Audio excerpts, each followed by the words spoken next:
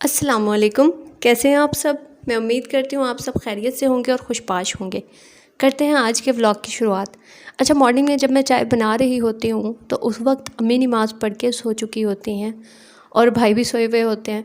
तो मैं यहाँ पर ज़्यादा रोशनी नहीं करती, जिसकी वजह से आपको क्वालिटी थोड़ी सी डिम लगती होगी।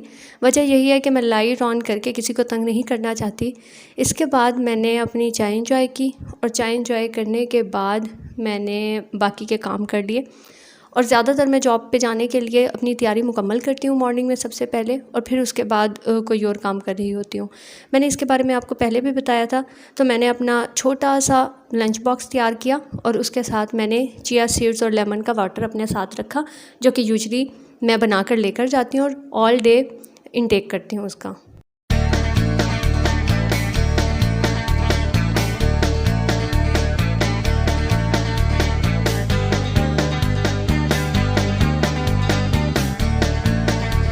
इसके बाद मैंने आलू का भरता बनाने की तैयारी शुरू कर दी। आलू का भरता मतलब जिसके पराठे बनाए जाते हैं। मैंने आलू बॉईल किए और कौन कौन से इंग्रेडिएंट्स मैंने ऐड किए और ऐड करने के बाद रख दिए, क्योंकि भाई जब जॉब पर जा रहा होता है तो जाते हुए उसके लिए मैंने कुछ ना कुछ पराठा या कोई ऐसी चीज़ बनाकर उसे देती हूँ। तो मैंने सोचा कि आलू का पराठा, आलू का बैटर तैयार करके रख लेती हूँ और आलू का पराठा बनाकर उसे देना शुरू कर देती हूँ, और वो सबको पसंद भी आ जाता है। अच्छा, मैंने सबसे पहले यहाँ पर लहसुन के 2 जवे लिए, उसे ग्रेट किया, और मिर्चें ली मैंने 3, आधा चम्मच सुरख मिर्च, आधा चम्मच मैंने धनिया लिया, आधा चम्मच हल्दी ली, आधा चम्मच नमक लिया, आधा चम्मच मैंने ये लिया अचार गोश्त मसाला, आधा चम्मच ब्लैक पेपर, आधा चम्मच मैंने लिया था साबुत धनिया और कसूरी मेथी जो कि ड्राई थी, और सफ़ेद ज़ीरा मैंने लिया। ये सब हाफ़ चम्मच मैंने ऐड किए। और ये 2 आलू थे। 2 आलू मैंने एक चुटकी बजाकर इन्हें इतने मज़े से मैश कर दिया, और देखें मैंने जादू कर दिया। मजाक कर रही हूँ। अच्छा, ये मैंने ग्रेट कर लिया और इन सब को मैंने आपस में अच्छी तरह से मिक्स कर लिया।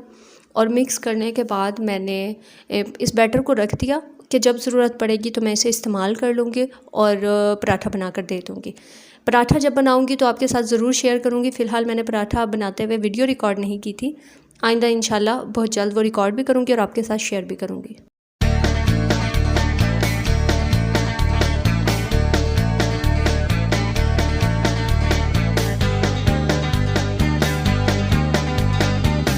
आज जब मैं वॉइस ओवर कर रही हूँ तो जुमे का दिन है। जुमे का दिन किस किस को बहुत प्यारा लगता है।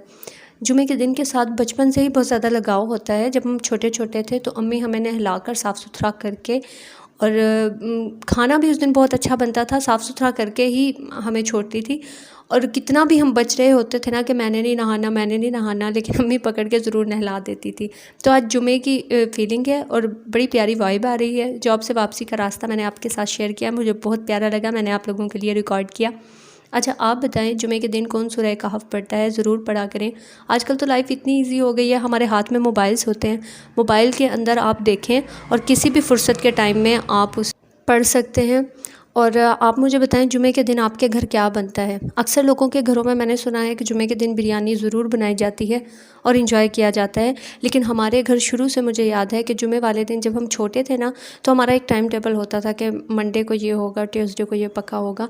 तो मुझे जो याद है, जुमे वाले दिन हमारे घर चिकन बना करता था और मुझे जुमा और अच्छा लगने लगता था।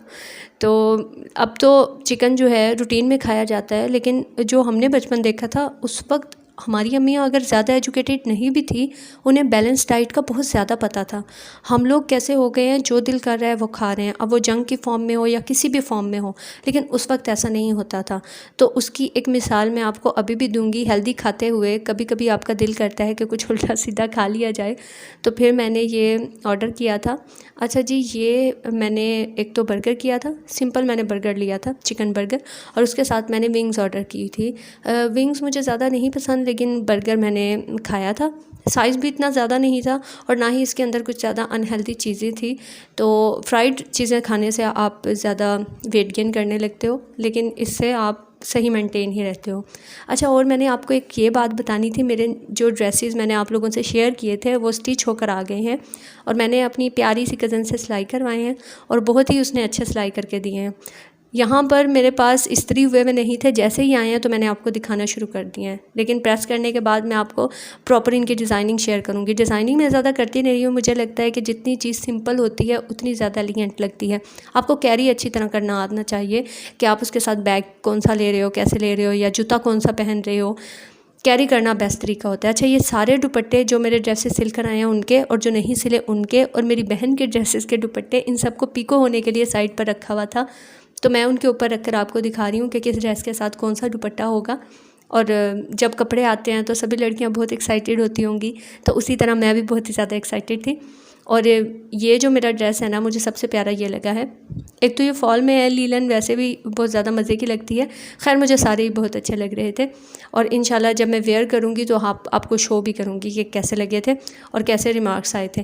खैर रिमार्क्स की मैं उन लोगों में से हूँ जो ज़्यादा परवाह नहीं करती। मुझे ये होता है कि जो चीज़ मुझे पसंद आ रही है, और इंसान के ख़ुद से बढ़कर कोई नहीं बता सकता कि उस पर क्या सूट करता है। हाँ, आपके कुछ करीबी रिलेटिव्स जैसे अम्मी हो गई, बहनें हो गई, वो आपको ज़रूर गाइड कर सकते हैं, लेकिन आपको ख़ुद पता होना चाहिए आप पे क्या चीज़ ज़्यादा अच्छी लगती है। तो जैसे अब मैंने बात की कि डिज़ाइनिंग के मामले में मैं ज़्यादा एक्सपर्ट ख़ुद को नहीं मानती, लेकिन हाँ कैरी मुझे करना आता है कि ड्रेसेस को कैसे कैरी करना है। अच्छा, मेरा चक्कर लगा था शहर, जब मैं वहाँ गई तो यहाँ मैंने एक पहली वीडियो में भी आप लोगों को ये तोते दिखाए थे जो कि इतने क्यूट हैं, इतने क्यूट हैं। मैं इनसे बातें करती रही, और जैसे बच्चों पे लाड आता है ना, बिल्कुल वैसे ही इन पर मुझे प्यार आ रहा था। और ये रिस्पॉन्स कर रहे थे, डर के दूर नहीं भाग रहे थे। जब आपसे किसी का पेट डर के दूर भागे तब मसला होता है और आपको खुद हेजिटेशन होने लगती है, लेकिन ये खुद भाग कर आ रहे थे। और इस पिंजरे को ज़रा देखें, मुझे ऐसे लग रहा था कि इस पिंजरे के अंदर से ना ये आसानी से निकल सकते हैं, लेकिन कैद में मौजूद परिंदे को नहीं पता होता कि मैं क्या क्या ट्रिक्स लगा सकता हूँ। इनको मैं जब भी देखती हूँ मेरा दिल करता है मैं किसी तरह इन्हें निकाल कर आज़ाद कर दूँ, लेकिन अगर मैंने निकाल कर आज़ाद कर दिया, जिन्होंने इतने प्यार से पाले हुए हैं उनके लिए मसाइल पैदा हो जाएंगे। ये बहुत ही क्यूटू थे। फिर मैंने इनसे खाने का पूछा तो दोनों कहते हैं हमें भूख लगी है। मजाक कर रही हूँ। मैंने इनको फिर एक सेब दिया, और इसने, शहज़ादे ने पहला एक लिया और वो नीचे गिरा दिया, और फिर उसके बाद जब मैंने दूसरे को दिया उसने भी नीचे गिरा दिया। लेकिन मेरी कोशिश थी कि आज ये खाकर दिखाएं।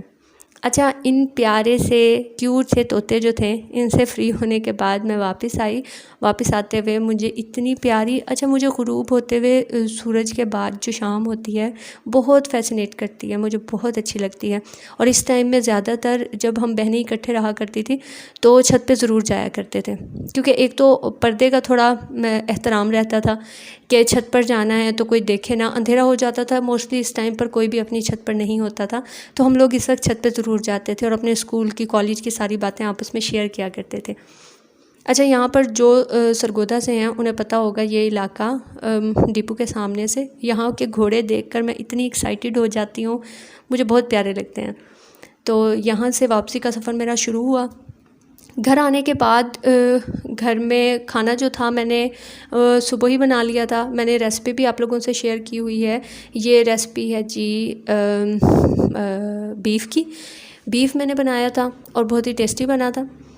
उसके अलावा राइस आए थे कहीं से, और वो राइस मैंने पहले भाई को खाना दिया, और भाई का खाना रखने के बाद फिर मैंने सोने से पहले, मतलब घंटा पहले, बिल्कुल सोने से पहले नहीं, घंटा पहले मैंने राइस लिए थे और वो खाए, इंजॉय किए, और उसके बाद मैंने सोने की तैयारी शुरू कर दी थी।